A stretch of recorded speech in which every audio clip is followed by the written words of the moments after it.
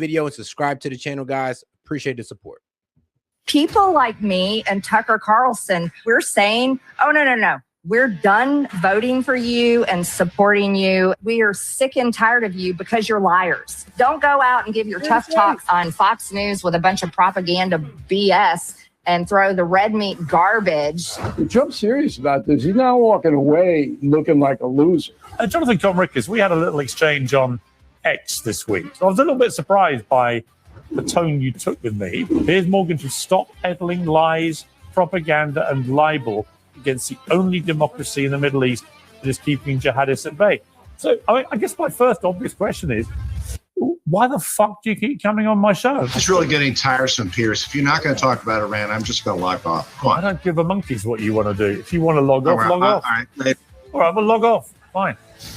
Damn. Here's Marjorie Taylor Greene was once MAGA's most loyal foot soldier. She stood by President Trump even during his political exile after 2020. Now she says that she's done with the Republican Party altogether. She's not the only prominent figure whose political footing has shifted in the seismic fallout from the Iran war. Tucker Carlson said he can no longer vote Republican, although he still supports J.D. Vance. Nick Fuentes urged his followers to vote Democrat in the midterms. Lifelong Democrat Alan Dershowitz has gone in the opposite direction, he says, to support Israel. Senator John Manaman is rumored to be on the same path. And this weekend, Bill Maher told the vice president that he would consider voting Republican for the first time because of the Israel-hating communist wing of the Democratic Party. Yeah. With so many influential people declaring themselves politically homeless, there is excitable talk of a new populist party which does what MAGA said it would do. But could it really work on a national scale? And why is everyone so sick of the movements they helped to build? Well, Marjorie Taylor Greene joins me now. Welcome back to Uncensored, Marjorie. Hi, Piers. Thanks for having me. What the hell is going on? We've got MAGA people saying we're not going to vote Republican. We've got people on the left migrating to the Republicans. It feels to me like the whole American political... The fact that Alan Dershowitz is trying to come over to the Republican Party, I'm like, bro, you're FC's next lawyer. Please stay on that side. Please, bro. For the love of God, bro. Please, just stay on that side, Alan. We already got enough bullshit over here. You coming over here is not what we need, okay? We don't need Epstein's Zionist lawyer coming over here to the right, making us look even worse. I'm sorry. Stay over there. System and people's voting intentions has just been tossed up in the air. And it feels, honestly, quite chaotic.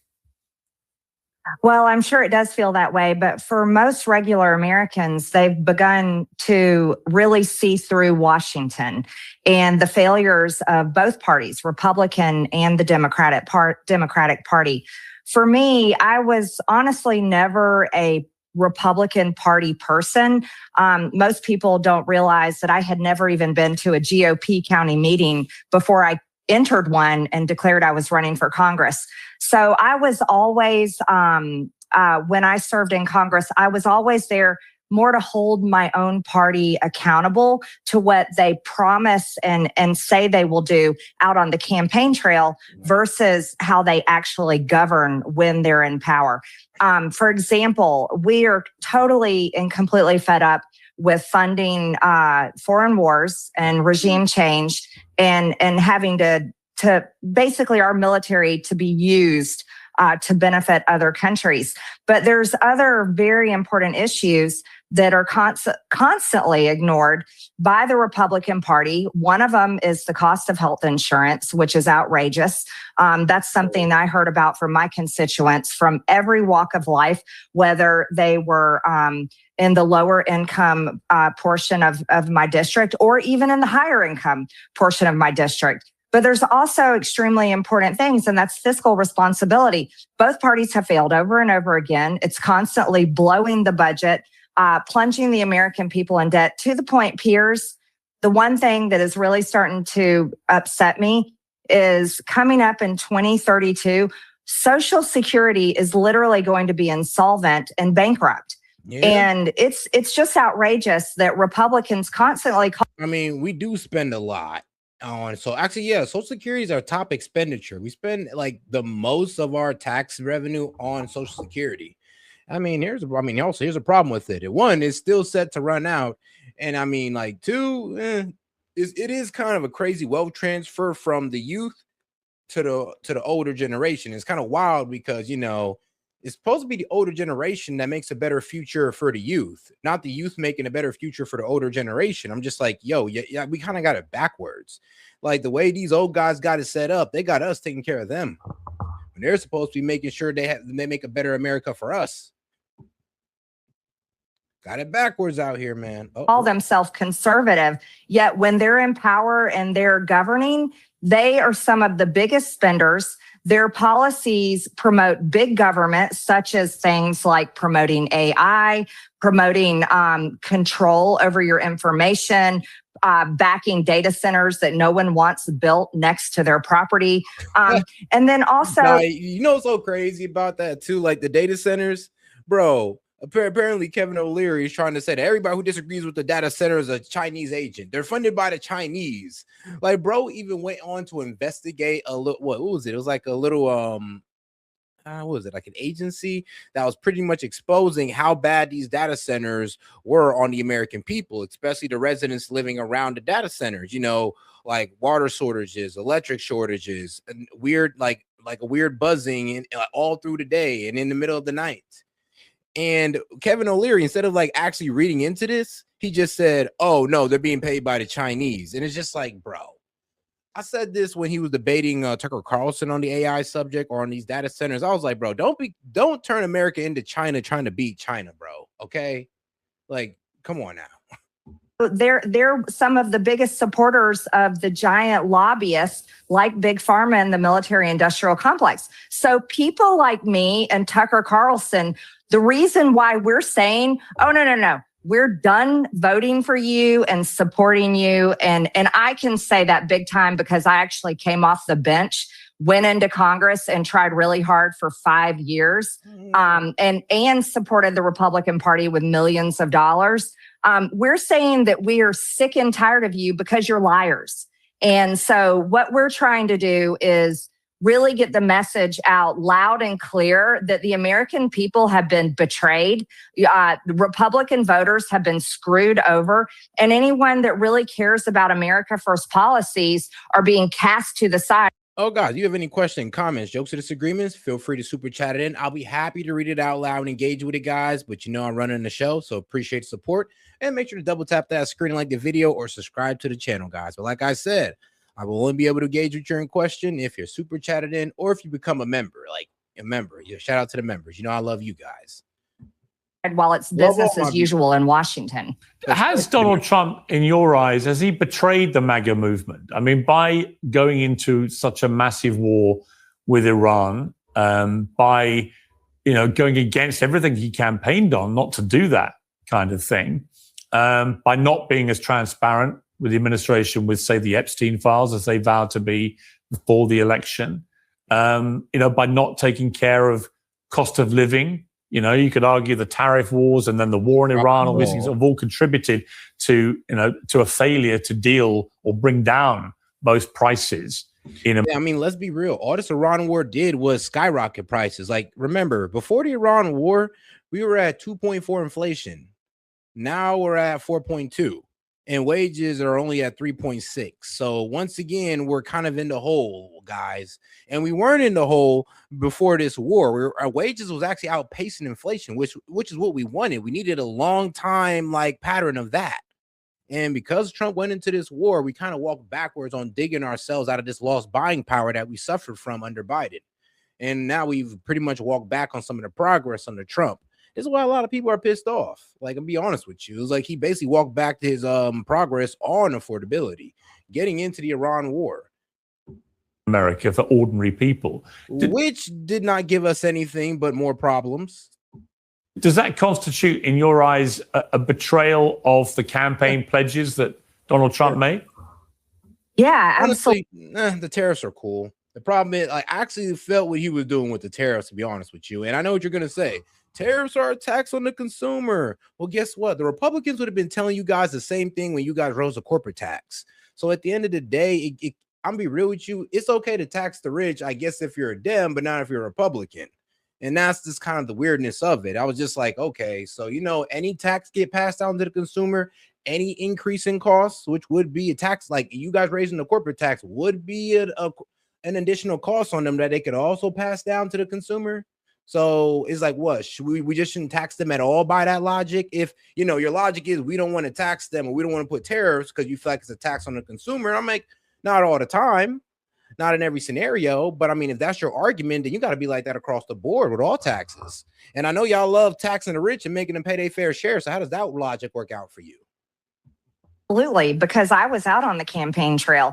As an elected member of Congress, a Republican, I think I spoke at more Trump rallies literally than anyone else. I would say too is like, if you don't like tariffs, well, give me a better plan on how you would bring back manufacturing, because Trump was able to bring back a substantial amount of manufacturing because of these tariffs. So, I mean, look, I get it. You don't like the idea. You think it's a tax on the consumer. You think it goes straight down. Fantastic. What's your plan? What's better than that? Because it worked, like it or not. And so I was there. I heard the campaign promises. I was involved and I was promising them as well.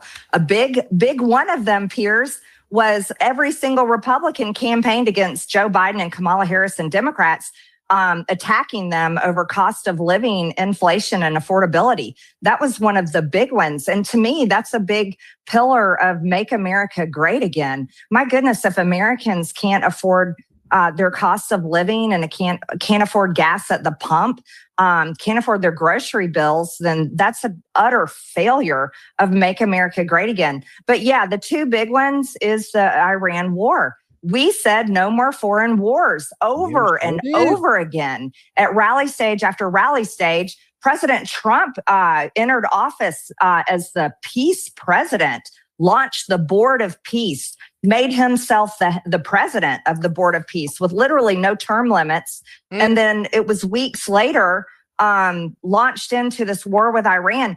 So that is outrageous. That is a broken campaign promise. I don't care how many times he says Iran cannot have a nuclear weapon, and I'm not promoting that either. However, I mean, here's the thing. You could have assured that without getting into a conflict with Iran, without having kinetic strikes. It's like Obama was able to do it, and Trump loves to say, oh, I'm a better leader than Obama, better president than Obama. I get things done way better than him.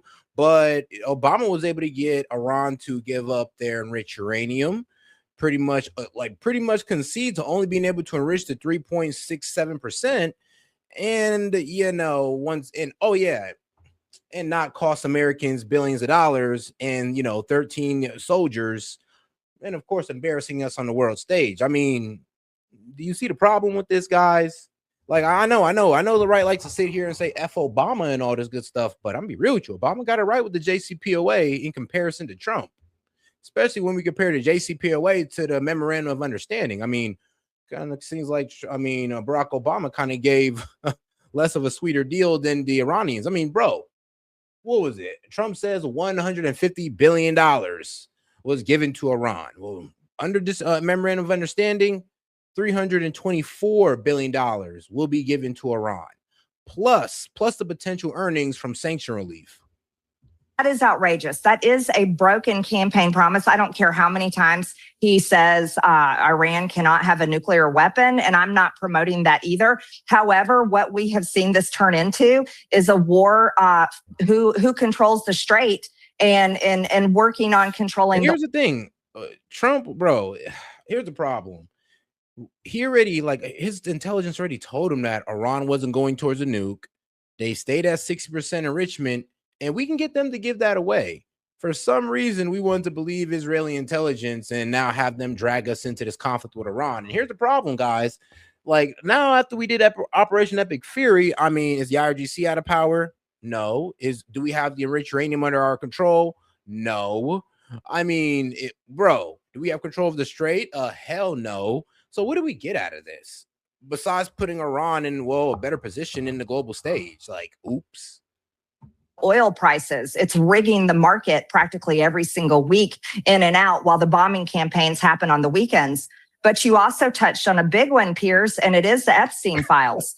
He was the biggest defender of the Epstein files, and he worked the hardest and put his thumb on everyone, the Speaker of the House, Mike Johnson, and everyone to stop the release of the Epstein files, to the point where Thomas Massie, myself, Nancy Mason, Lauren Boebert had to sign a discharge petition with all of the Democrats to get it released And, you know, I can't leave out the Democrats. They never cared about the Epstein files until we made it an issue and they found out, oh, this is a political problem for Donald Trump.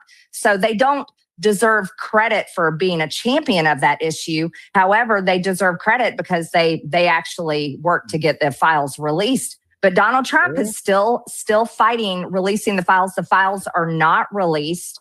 And that to me is they dropped the ball. Released 3 million files that we kind of had to kind of, you know, twist our arm behind their back to release. And then they come out and tell us that, oh, there's 3 million more, but we're done releasing files. So, you know, good luck with that. I'm like, are you serious? Like, you guys already effed up on the execution the first time. Epstein Transparency Act is y'all second chance. Y'all fucked that up. And now you're coming to us telling us, oh, yeah, we're not releasing the rest. We did a half-ass release on y'all asses. And then you didn't even substantiate the reason for most of these redactions. I'm like, bro, what? It's like a cover up right in our face. Shocking. We're talking about elite rapists and pedophiles, and there's still no accountability and no justice for the victims. Trump has taken your criticisms well, as you would have expected. He's branded you a traitor, Tucker Carlson a low IQ person. I mean, I don't understand quite why you're a traitor when really what you've been calling for is for the campaign promises to be met by reality, not the complete opposite. And in Tucker's case, the idea he's low IQ, I mean, he's one of the smartest people I know. I don't agree with everything he says, but I certainly would defend his IQ. But that's, you know, as part of the Trump playbook is to go after people personally. What impact has that had on you? You were very close with him, and then it was the opposite, obviously. I mean, how do you feel about all that? Actually, you know what? In my everyday life, him calling me a traitor has had zero effect because everyone knows the definition of a traitor. A traitor is someone that is working on behalf of a foreign country. And I would argue that's what Donald Trump has been doing with this war in Iran. He's been working on behalf of Israel, not America. This war has not helped Americans one single bit. As a matter of fact, it's cost Americans tens of billions of dollars, not only to their pocketbook, what they've had to pay at the gas pump and inflation, but also what it's costing them in the budget. Because here goes Congress having to spend hundreds of billions more because of his bombing campaign. So traitors work for foreign countries and not for the United States of America. Actually, Piers, the asinine part of it all was when they trying to act for $80 billion more. Bro, I ain't gonna lie, bro. If I was in Congress, I'd be going off on them right now. I'd be like, you want $80 billion more? Y'all guys spend $25 to $50 billion. And I mean, all right, cool. You want the $80 billion? Tell me the results. Tell me the results that you got with that $50 billion and the 13 to 16 American lives lost. Oh, none? Oh, no, we're actually in a worse position? Oh, then why the fuck am I giving you $80 billion to continue a war that's put us in a very bad position? Tell me why. How does that make sense? Like, bro, I'd have been going off. I'd say standing up to Donald Trump has been one of the best things I could do because I stood on the principle of defending victims of rape and pedophilia. And that's not something I will ever apologize for. And I didn't go to Washington to be there forever. I never wanted to be Nancy Pelosi or Maxine Waters or Mitch McConnell that was there, being treated like I live in some kind of nursing home. I have a real life and I'm very grateful for that. And so, you know, I don't see it as a negative one single bit. And, you know, I do want to add this, his style of name calling and basically like threatening to wipe out an entire civilization of people in Iran, whether you're for Iran or against Iran, every single person should think that's immoral, wanting to kill man, woman, and child in a country. And name calling people and all of that, that is exactly the worst example anyone could set from the president of the United States. And I would say it's been, you know, over 10 years now that Donald Trump has been on the prominent scene of politics. And he has led the way of toxic politics. I followed in his lead, Piers, and I'm sorry I ever did that. Well, it's interesting to me because I ain't gonna lie though. This is one of the reasons why I personally had to leave MAGA as well. Because I'm just like, guys, it's getting a little bit too hateful over here. I mean, like, look, I disagree with the whole immigration too, but I don't hate immigrants. I mean, you're not going to get me to hate Haitians, but I do hate our current immigration policy and how it's going right now. You can't get me to hate Muslims because, I mean, I understand that you want me to hate Muslims, but they want us to hate Muslims so they can convince us that war in the Middle East is necessary. Like, that's it. That's all. Like, trust me, you think you're out here being a crusader talking crazy about Muslims? You're not. You're just falling for the propaganda. On that, I mean, I remember you being pretty intemperate with some of your rhetoric, but you are clearly a different person now. Well, when I interview you now, you're not like that. You don't use inflammatory rhetoric. You are quite circumspect in the way that you express yourself. You come across in a completely different way to when you were full square behind Trump. Yeah. And it's, all of us learn lessons in life. I'm not a perfect person, but I'm willing to admit, here's something I regret. And I was very much, I was very ingrained in MAGA. And part of Donald Trump's MAGA is, and it's from his leadership, is attacking his enemies and his opponents with vicious name calling, smears, and lies. Piers, that is also the entire level of politics that America is in now. I mean, you see campaign ads coming from both sides of the aisle that are horrific, name calling and smears and insinuations of all types of allegations. And it's not helping America. I mean, think about this. One of the things that we say is united we stand, divided we fall. And the two-party system in America today has us extremely divided. But I would really blame Donald Trump for a lot of that division. And it's because of his bully tactics, his name calling, his lies he says about people, toxic politics, and it creates hate and division among all Americans. And guess what? It's not helping us. It's not solving any problems. It's not going to stop Social Security from going bankrupt. It's not going to get us out of the $40 trillion in debt, which has taken our dollar and plunged it into not having a very good value anymore at all. And it's not going to stop sending our military to foreign wars. It's not going to help my kids' generation, the 20-year-olds that are looking to the future and literally hate politics and everyone involved in it. And so, I'm easily able to say, I'm sorry I ever got involved in that. I learned a great lesson. I want nothing to do with it. I seriously, the only people I listen to now are people that are focused on actually solving problems. Is there a chance that Tucker Carlson runs to be the next Republican nominee, do you think? Maybe I was talking about J.D. Vance and Marco Rubio are part of the administration, but is there a chance that Tucker, and maybe with support of people like yourself, could you see him making a run? I mean, is there a new splinter version of the Republicans that could take over the party? I haven't had that direct conversation. There's too much of a propaganda campaign going against Tucker right now, trying to call him a Muslim traitor. Qatari agent. There's just too much of a propaganda push against Tucker right now. You know what? He could ride that wave like Trump did, and it could possibly work out in his favor. Because, he's going to get attacked by the right and the left, just like Trump did. Conversation with Tucker. I know a lot of people are speculating that, and I can tell you right now, Tucker Carlson would be a great threat to both parties because there's many Americans that are very independent that would support him, but there's also Republican voters and Democrat voters that would support him. So I would say he's a very credible threat. There is a group of us that have literally fought the system. And I think there's a group of us that if we decide to align, we could launch a true America-focused party that doesn't fall into the traps of Democrats and Republicans, but could align some serious players from the right and the left and move forward. But Piers, I'm also very realistic because I was in the system. I've served in Congress. I've run campaigns. I know what it takes. It's difficult to launch a third party. So the reality is, this isn't something that gets off the ground in just a couple of campaign cycles. This is a movement that has to be developed and would take time. Yeah, sadly, this is going to be a movement that's going to need money. And the problem is that Republicans and Democrats both got the billionaires on their side. And the problem is, like, I think we got to start falling for the billionaire Fed slop. Well, not Fed slop, but Goy slop. Why? Because that's what we fall for. I mean, all these billionaires got to do is pump enough propaganda, aka enough dollars into the propaganda machine, and they'll get you to vote for whoever they want you to.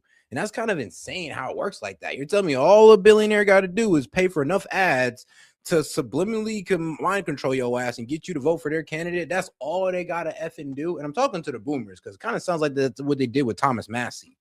Just pumped in a whole bunch of AI slop, and then you guys just said, "Oh no, he has 3 sons with AOC and and Ilhan Omar." Like, oh my god. But I mean, yeah, this is why they do say we need to remove money out of politics. And trust me, Supreme Court didn't really help with that. They just said that, what was it? They were going to allow unlimited amount of funding into this one primary. And I'm just like, okay, so you guys are not really helping us with the keeping money out of politics, which is pretty much corrupting the system. But hey, fuck it, I guess. To develop. I'm not sure where that is right now, but I am in talks with people, and there are serious conversations happening, looking at what are the mechanics of that and the reality of it. But up here, I'll also say this is it's going to take the American people to get involved. And the American people are the ones that really push campaigns. And so if the American people truly want to give a strong challenge to the failed two-party system of America, then they're going to have to step up, because it's not going to be a couple of players like Tucker and I and a few others that can roll up our sleeves and get this done. It's going to take a serious effort from everyone. You know, it's crazy. Like, I'm not against, funding your favorite politician or whatever, but there do got to be a limit here. It's like, I do think that if 2 people are going to run for a seat, I think they should have the equal amount of money. And then we should just go off their message and not how much, billionaires are pumping into them. Wouldn't that be a way more fair system than voting for the guy who has the most bucks behind him, instead of just, they both got $1 million. Let's say it's a primary. They both get $1 million. They both could use it, spread their message, and whoever messages better wins, or whoever used their $1 million better wins. And I mean, I think that's way more fair than just allowing billionaires to pump their money into their favorite person just to get a win. And then we barely hear the other person's message because of all the money and propaganda that's been pushed against them. I mean, I think a lot of good candidates have been passed up because of this. I mean, you're talking there about a third party, and that has all the difficulties that you've outlined. Is there another scenario where, if, for example, the Republicans take a real beating in the midterm elections and lose both the House and Senate, that there becomes a growing repudiation of Trumpism, if you like, and everyone associated with his administration, and the Republican Party itself evolves and heads to where you would think it ought to have been to start with, and was before it got led astray, and that you, Tucker, Megyn Kelly, many others, in that circumstance could be potentially a driving force for a different type of Republican Party. In other words, you operate within the Republican Party, you just change it. We already did that. We thought we did that in 2024. But that's what I mean. And that's why but no, this is why we're furious. I mean, we've been betrayed, 100% betrayed. They have turned, it's like they took Donald Trump. It's like the Scooby-Doo mask. They pulled his mask off, and what was underneath was a nasty combination of Lindsey Graham and Mark Levin, the wing of the neocon Republican establishment party that the voters in 2024. Or George Bush and Bibi Netanyahu, like, let's be real. Hated, loathed, rose up against, and voted to end that version of the Republican Party. And here we are, not even 2 years in, and Donald Trump is leading it. Those are the people, those are the phone calls he takes. Those are the donors that he has dinner with. I mean, I can't tell you how many people wanted to vomit when they saw Bill Gates in there having dinner with him in the White House. And like Mark Zuckerberg, who spent unknown amounts of money against him in the 2020 campaign on Facebook. And I mean, the list goes on and on and on. But the betrayal has gotten even deeper with big tech. and big pharma. And it's Now, I ain't gonna lie. One thing that's a bit disturbing is like, okay, guys, so we all know how Facebook pretty much admitted to pretty much being coerced by the Biden administration to take down, like, or say take down or throttle the engagement of right-leaning influencers. Like, they admitted to this. Here's the thing, though. Now it's being done by the right, but except on TikTok. And on TikTok, I mean, you can't make, bro, I'm be real with you. You really can't judge Israel at all. I mean, Zionism, Palestine, all that are ding words that will get your video taken down. It's just like, okay, what's so different from what Biden was doing with Facebook and what Trump is doing with TikTok? Like, it's kind of wild. just continues on. So the players are all the same in the Republican Party. It's also, you have to add in the political consultants. The political consultants that run the campaigns and get paid cycle after cycle. See, none of that will change. So if we go scorched earth and tell the Republican Party, get in line and do what you claim you are going to do, actually do it, or we're going to withhold our votes and you're going to get destroyed in the elections. And then they come back on their hands and knees pleading again, oh, we promised to change and we promise to follow through on that. I have a hard time believing it right now. I'm like, you prove it right. They're not even doing that anymore. I mean, they're not. They're just pretty much telling us, well, you better accept the double cross, or what? You want the Dems to come into power? And it'd be killing me because it's just like, bro, I'm sorry, but what type of bullshit position are you trying to push us into? I mean, it's like a cuck beta position. You're pretty much telling us that, oh, yeah, accept the disrespect, accept the betrayal because you won't get anything else. It's like, what you're going to do? Vote for the libs, vote for open borders and all that good stuff. And I'm just like, you know what? I'd rather not vote at all if that's what you're telling me. It's like, if that's the case, if you're telling me to be cucked out to the Republicans and just accept the bullshit because, oh, I'm afraid of the Dems taking over, I'm sorry, I refuse. Now, you're the ones that have full control. Republicans have the White House, the House, and the Senate. And I don't care about how many lies and bullshit they say about, oh, our Senate rules and this and that and the other. They're the party in control, and they honestly can do whatever they want to do. However, here's the honest truth is they're a bunch of liars and they refuse to do it. If they want to end foreign wars, pack up the military and come back home. Bruh. If you want to stop sending all this money overseas, bring your military home and stop making the American people pay for it. If you want to reduce spending, how they all call themselves conservatives, yet they blow budgets worse than Democrats ever do. Well, stop spending so much money and prove it to people. It's like, if you want to lower inflation, put policies in place that lower inflation. They have the ability to do that right now and prove it to people like me and Tucker Carlson and anyone else and Republican voters that are furious right now. They have the ability to do it. But don't go out and give your tough talks on Fox News with a bunch of propaganda.